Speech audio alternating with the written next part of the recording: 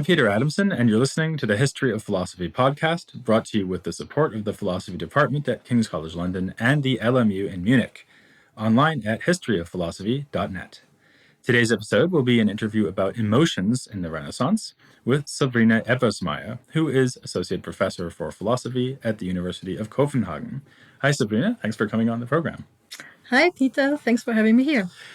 Let's start where the humanists, I guess, would want us to start, which is with Latin, and in particular, the Latin terminology that's at stake here. We're going to be talking about the emotions, at least that's what I just said, but the word emotion isn't the Latin word. The Latin word is passiones, which sounds like it means passions. So is it really right to say that we're talking about a theory of the emotions here when they talk about passiones? Well, I think that's a good question, although a tricky one, of course. The word emotion itself was not really in use during the Renaissance, so that came up later during the 17th century out of the French context. And it was referring to a very specific sort of passion, so to say. Concerning the broad range of the terms. So what is covered by the term passiones and what is covered by the term emotions? I think they don't really fit completely, although basically people were referring to the same mental things, right? So we use today the term emotion to refer to mental states, like being in love, hating someone, or being sad. And these were also these kind of states that were investigated during the Renaissance under the term of passions. On the other hand, the modern term emotion is stricter and narrower. So usually we exclude, for instance, states like that we call today maybe moods or feelings. They would not be qualified today as emotions proper, right? But during the Renaissance, moods like being melancholic, they were part of this whole debate. But then there's an additional thing concerning concepts, and that is, it's true, of course, that passio and passiones was one of the main ways to translate pathos, but there were many other Latin terms that were used, depending a bit on the philosophical theory that authors refer to. For instance, in the Stoic context, for instance, in Cicero, the term pathos is translated with perturbatio, which means has a different association, right? It's something that bothers us, that's it's troubling for the mind, it has a negative connotation. And then there is also the more neutral translation of something like affectus and affectiones, which we found in texts on natural philosophy, where it's more about the way how we are affected by things that we encounter. So there's a guide. Yeah, I Right. guess that the Latin term affectus really captures the Greek pathos quite well, because pathos sounds like it means being affected by something, right? Whereas passiones, well, maybe passiones does that too, right? So you're being affected. I mean, that's what passiones or passio really means. Like maybe it's preserved in an English word like impassible, which means that you can't be affected by anything. Not that that's a very common word.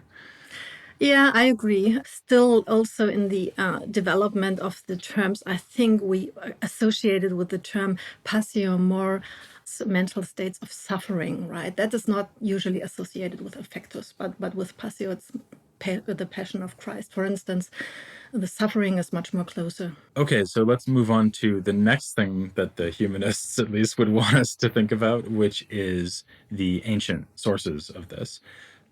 Of course, there's also a medieval discussion of emotions, and we even had an interview about that with Martin Piquevet. But I suppose that the Renaissance theories of emotions are actually responding most directly to the ancient ideas about pathos and affectus and so on. So in Cicero, as you mentioned, and other authors, what are the main ideas that they get from antiquity about the emotions? Well, if we think about the humanist, and especially the early Italian humanist, then I would say that the relation between the passions and rhetoric are the most important background, right? Because we know already from Aristotle, who dealt with the passions in his rhetoric, that in order to persuade people of your opinion or to come to a conclusion concerning a philosophic and political deliberation, you have also to engage the emotional side of the people you're talking to. So in the rhetorical tradition, emotions were considered as important, and they were taken seriously. And this is, of course, applies also and most importantly to Cicero and his works on the rhetoric. And this tradition was taken up by the humanists, and it stands a bit in contrast to, I would say, the majority of the history of philosophy as such. Well, you are the expert for the entire history, but I would say in most periods, philosophers tend to be rather skeptic about rhetoric, right? Rhetoric is something we don't do as philosophers because we care for the truth and not for just for, unjustified persuasion. And this applies also to the emotions. So many philosophers regarded the emotions with suspicion, saying, well, these are parts of our nature that we share maybe with animals, that is not something that we should care about, which is more rational thought. And so the humanists didn't emphasize these parts, right? They emphasized that we are human beings with a body and that we have emotions and that they have to be addressed. And that's very characteristic in Petrarca, for example, and his thought about the emotions. That's probably the most important thing, I think. So does that mean that the Renaissance thinkers, or at least the humanists, are against this idea that you would often find in the history of philosophy, where the goal should be to suppress the emotions and just put reason in charge, so rationality, as opposed to being carried away by anger or love or whatever? I think to a certain extent, one can say that they admitted that passions belong to our nature, right? So it's not a question to accept them or not accept them because they are there. So the question is rather, what do we do with them? We have to deal with them. And so they would say, you have to accept it and you have to use them for the right purpose. Of course, they still had this ideal that we should live a virtuous life. And a virtuous life would not mean necessarily to follow all your whims and your pleasures or your desires that come up, but to lead a virtuous life. But a substantial part of this virtual life is characterized by, having the right emotions in the right situation. So that would actually be a little bit more like Aristotle than Plato, perhaps, because Aristotle does seem to give you the idea that part of what it is to be virtuous is to feel the right kind of emotion on the right occasion to the right extent. And they would agree with that.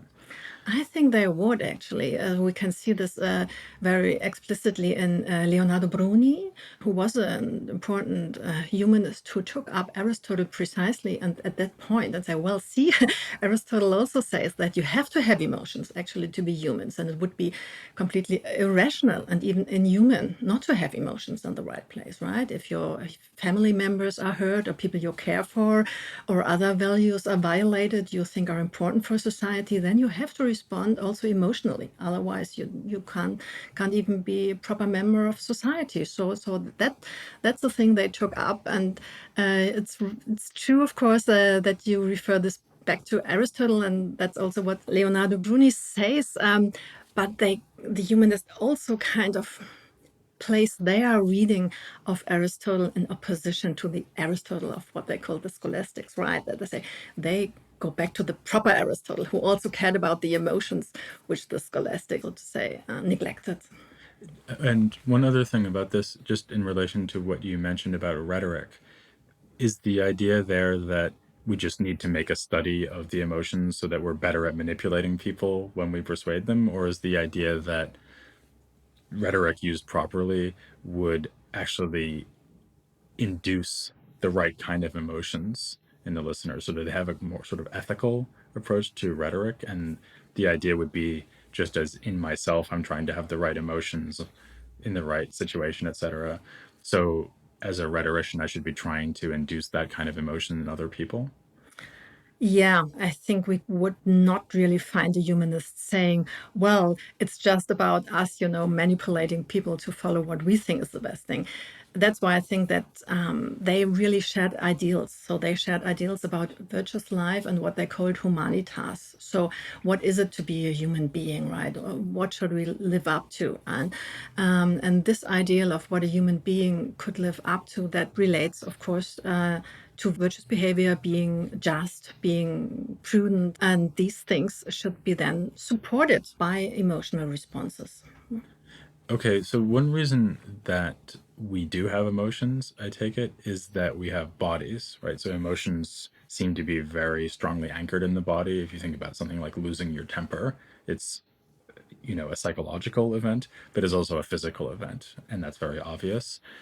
Do the Renaissance theories of emotions tend to emphasize that? Do they tend to, for example, locate emotions in the body as opposed to in the immaterial soul, if we have one?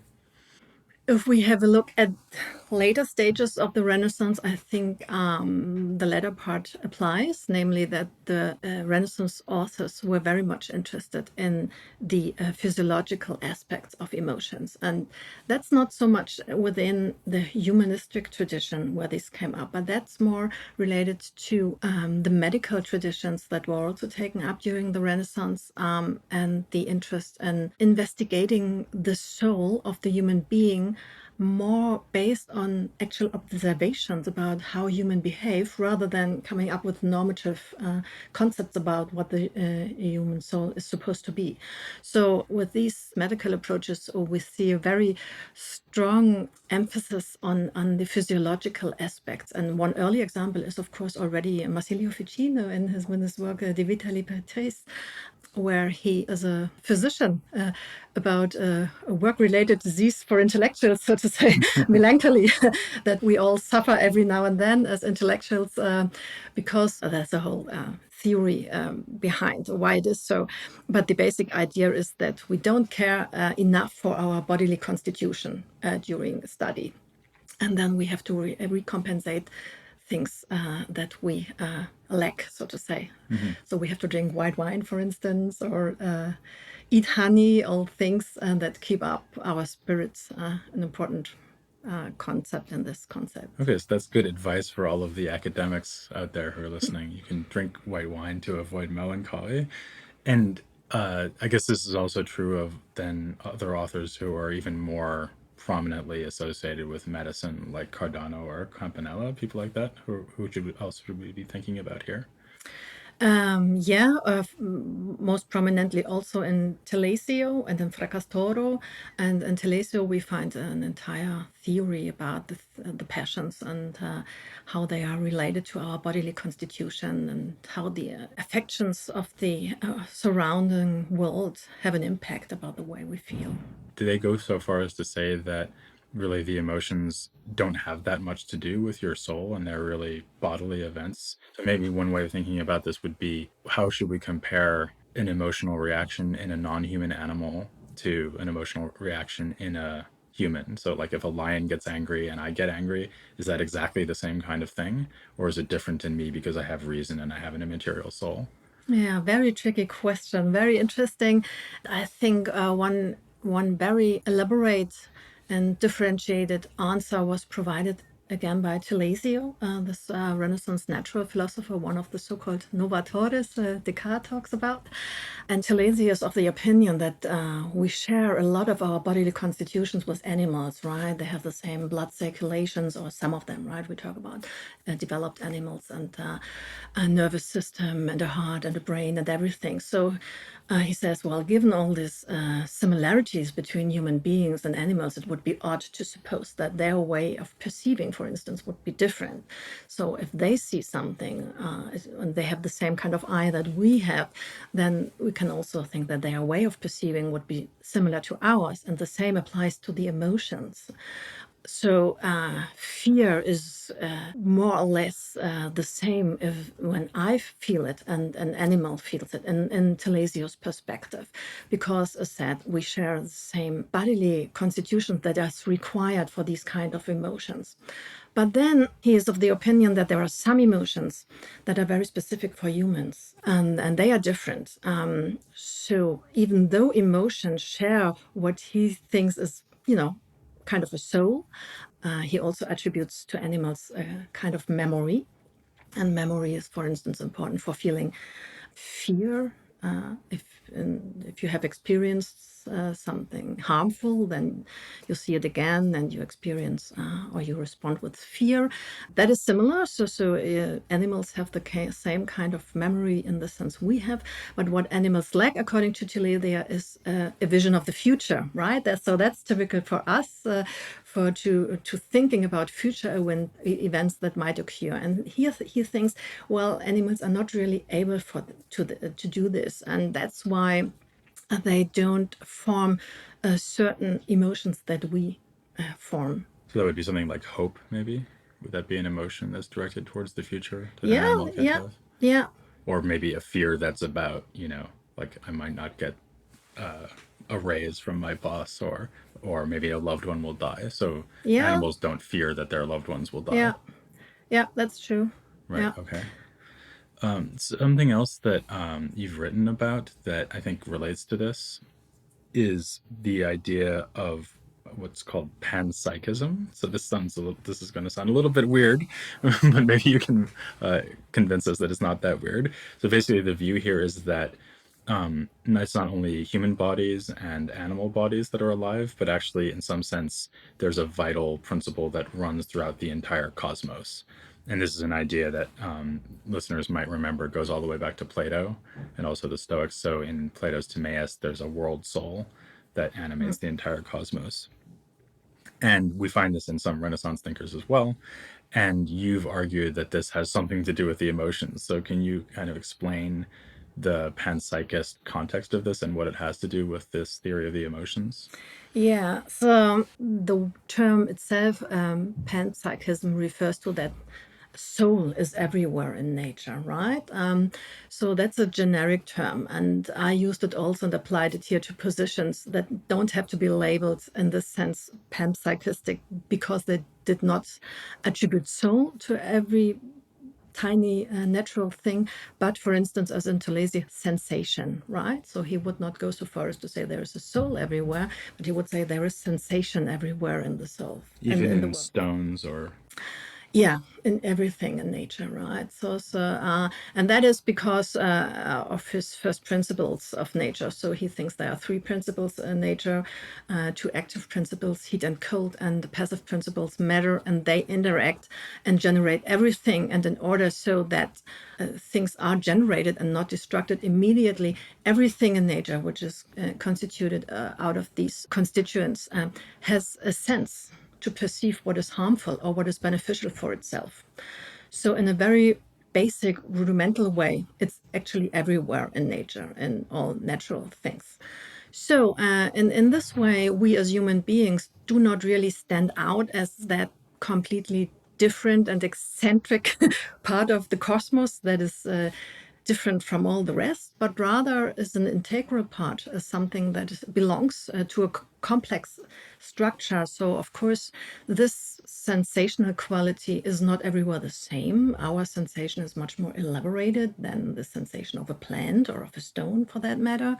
But still, it's the same kind of having a certain sensibility to react to what is harmful or what is beneficial for ourselves. So, in that way, the human being becomes an integral part. And it is precisely in this approach to nature that the passions gain a completely different outlook. So, the passions are not something that is a threat to rational thought, for instance, or stands in opposition to thinking rational about the world, but it's rather something that helps us to deal in a rational way with the world. It's the way we respond to things that affect us. And the big principle behind is, I mentioned it already en passant, is self-preservation. So according to Telesio, every being in the created world strives for self-preservation, and the emotions help us there for a great deal. But it seems pretty obvious that also there are emotions that are counterproductive, right? So actually, we've so far been giving a pretty positive picture of the emotions in Renaissance philosophy, surprisingly positive, right? So they help integrate you in the world.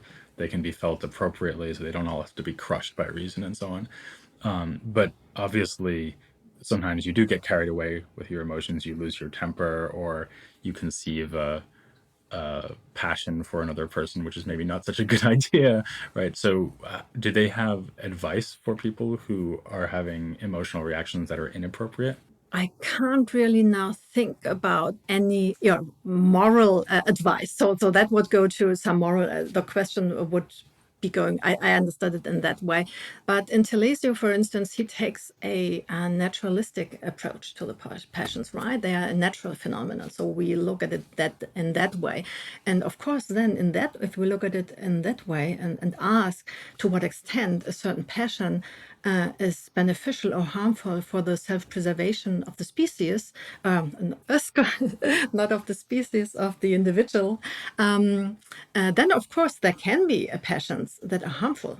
That's true. Of course. What should we do then? Then we should think again. So that's what Telesio is suggesting. So what is it? So we perceive things, we think about the things we perceive, then we feel the impact of this thought or these sensations, and then we act accordingly.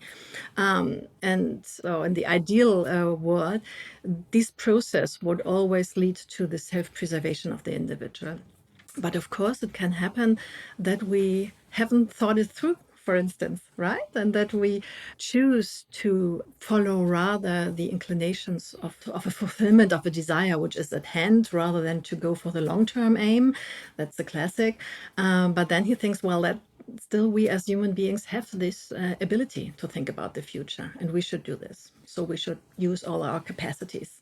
That actually sounds very Stoic to me, because the Stoics have this idea that there are impressions that sort of strike you from the outside, and if you're a non-human animal, then you'll just instinctively react to the impression and follow the impression. So, for example, animals will just eat food whenever they're hungry, right? Whereas if you're a human, since reason is in play, you have to assent to the impression. For example, you might be hungry, food might be put in front of you, but you might not eat it because like it's not polite yet to eat it. You have to wait till everyone gets their meal before you can start, something like that. So is he influenced by the Stoics in formulating that theory? Or is it just a kind of coincidence that the two things look rather similar? No, definitely. So there's a huge part of Stoicism in Telesio's thought. There's also some literature about this that go into details. And that's not so weird if we think about that. He was also influenced by medical authors and the entire medical tradition where Stoic thought was already very much Mm-hmm. present, right? So he just kind of used it in order to, yeah, that's also what he's doing all the time to counter Aristotelian natural philosophy. Yeah, it seems to me that this question of how, what kind of therapy to take towards the emotions really it's a good example of why it matters whether the emotions are more on the body side or more on the soul side, because like that thing you mentioned before about drinking white wine to avoid melancholy, so that's not advice for having a better way of thinking. So what Telesio says, right, think about the future, don't think about your present needs, that's very different from saying drink white wine. So it seems like there's these sort of two levels on which we can engage with our own emotions.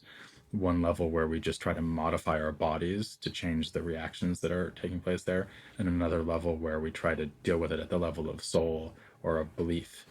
Yeah, that's true and fair to say. And I would say that during the Renaissance, philosophers tend to emphasize the non-cognitive therapeutic advices.